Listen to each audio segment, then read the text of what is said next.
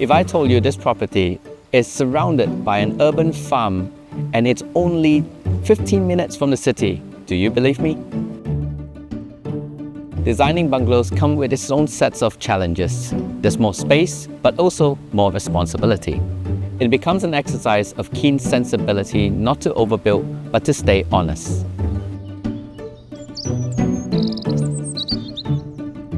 Every morning, first thing first, I will come down, release my dog, open all the doors, let the sunlight come in. I will sit in the sofa for a while, get a coffee, go back up to the balcony, open the narco window, and yeah, that's how I enjoy every morning.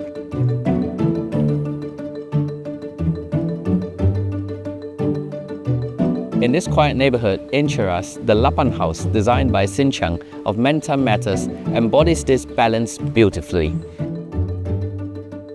Before we begin, a friendly reminder, if you've not clicked on the subscribe button yet, do it now and stay in the loop for more compelling design episodes.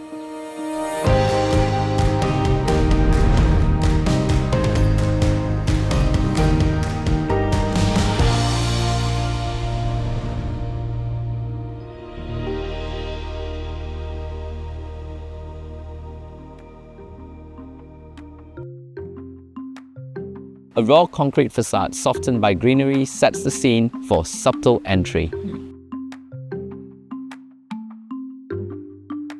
So my name is Shin Chung. I'm a co-founder of Menta Matters and also a design architect. So building right behind me is a house that I designed earlier in 2012. Also my house. I call it Lapan House. It's simple because it's on number 8. I want the ficus to block my entire facade. When they come into the house, immediately get a different environment. Because when the ficus go with this size of ficus, they go very big, so it can actually dim down the whole thing, not just temperature, also the light. It calm you down. So that's how I want the entrance statement is. The facade, I actually didn't do much. By keeping most of the architecture feature, remove all the polystyrene coping, I just take out all, put on plaster, and adding an art for weather purposes.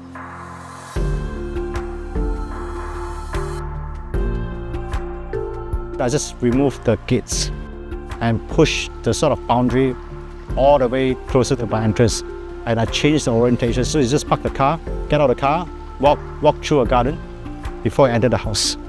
That's a design intention. To the left, sand brick walls are laid in rhythmic, textured layers, drawing you in.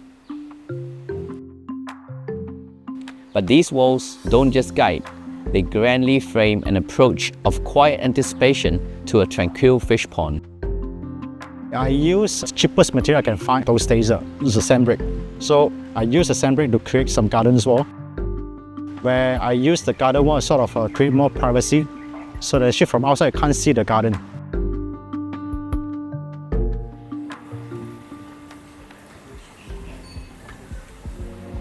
Of course, if any water feature, you help cooling the house. And I put kind of closer to the house and away from the edge of the concrete roof, so that it won't hit the pond. And I make it purposely into a water table, so that I can sit on it and I can enjoy the water level closer to my height.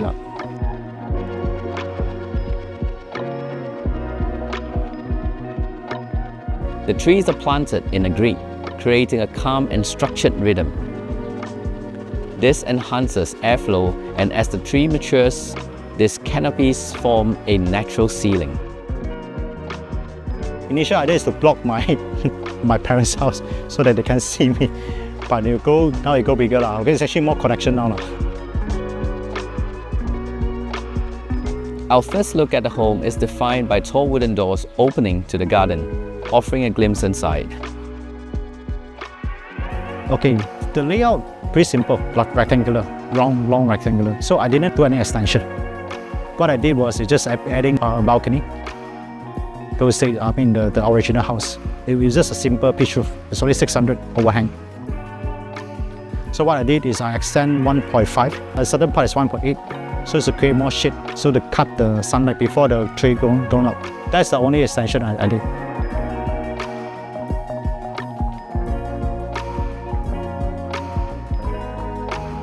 The house greets you in two distinct ways. One path leads directly to the garden, the heart of the landscape. The other is a more subtle entrance.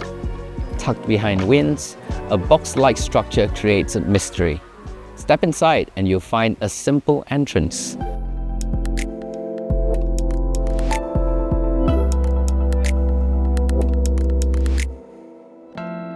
A spacious foyer sets the pace for a calm threshold. At the side, a workspace fronting the garden is a space designed to inspire. Hanging metal screens act as a gentle divider, filtering light and sound and offering just enough privacy.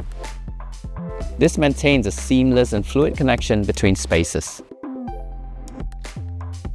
A clever use of primitive materials grounds the home in honesty and function. Before that, it was a very simple, conventional bungalows. It was pretty small. I think the building is only 2,000 square feet. But my intention is not to enlarge it, just to open up to the garden. Actually, I make a lot of alteration facing the garden. The garden that I'm facing now is on the east. The whole idea of the house is to open to the garden and also capture the morning sun. The layout of this house is relatively more rectangular. Open up all the walls and make it an open plan. And I split the rectangle into two parts. One part's putting all the layouts facing towards the garden. On the other side, I'm putting most of the important function like toilets, bedrooms and storerooms. We see that in my house right now, it looks actually slimmer and longer because of that. So you keep your circulation shorter and also more straightforward. So in the sense, it's more functional.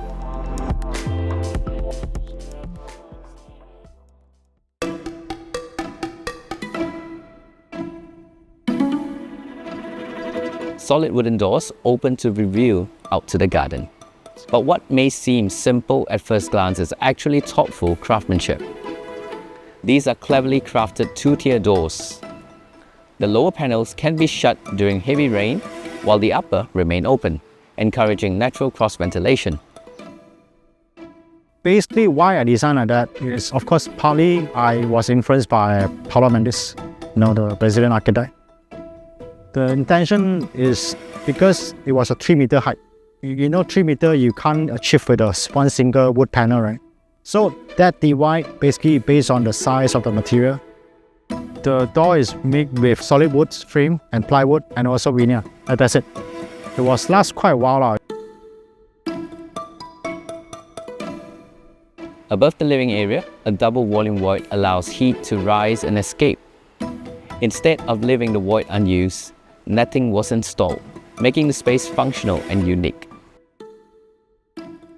First, I wanted to have a double volume height so that the hot air can go out and there's a chimney effect. And I put the lower window next to it so that when I open all the windows, that's how the ventilation comes in and go out. Second reason, I didn't like railing. Instead of putting railing, I just putting a safety net so that I won't fall down. That's it. Simple. I never sit on it. I just sit it maybe one time. Everything in the living and kitchen area is cantilevered, from the shelves to the kitchen island and the kitchen cabinetry. This creates a generous clearance for the floor space, making the house feel airy and spacious.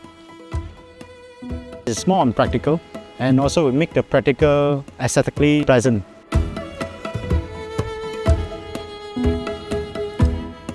There's a quiet elegance to the interiors that speaks of restraint and clarity. A curious corner catches our eye with an intersection of three textures, creating contrast and materiality. That is intentional, because when I built the house, also it's part of experiment. I was quite new, so I want to learn a bit of different texture, how it works and all that.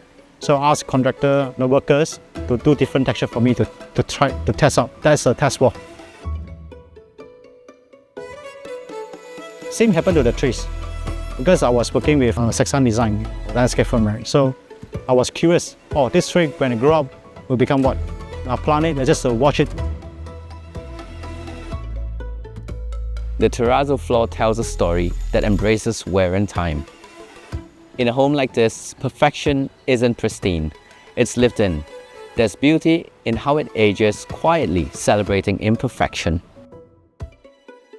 I just like it out of no reason. Sometimes I think design, you don't have to seek for reason or practicality or durability. Sometimes you don't need to. You don't have to do that all the time. Depends how you accept imperfection.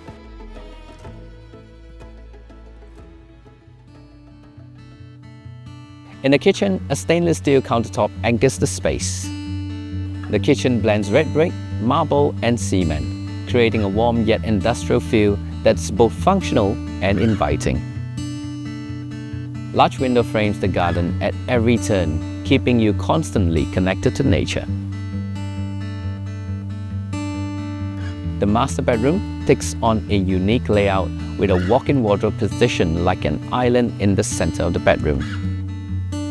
When we planned the whole master bedroom, we thought that besides having a bed, what else we could have, So the island of the closet is not just a wardrobe, it's also function as a dressing table. We try to make it like some fun element so that you can play like a changing room.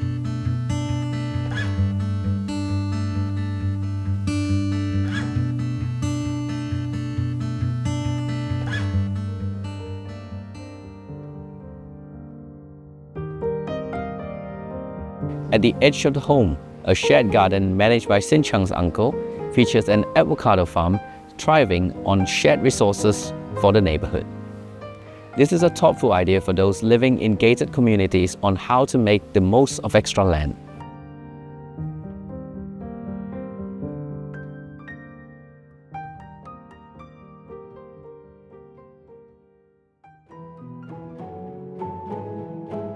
So this house, particularly, I think, is all built around practicality and also cost constraint.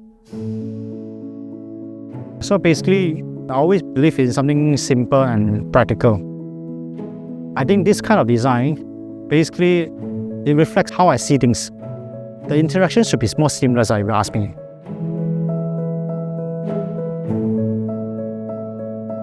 The materials of this home are simple, but in their simplicity lies depth. Sin Chung has crafted a home that speaks not only of design, but of life. Because at its best, architecture is more than just form, it's feeling. And home like this reminds us why that matters.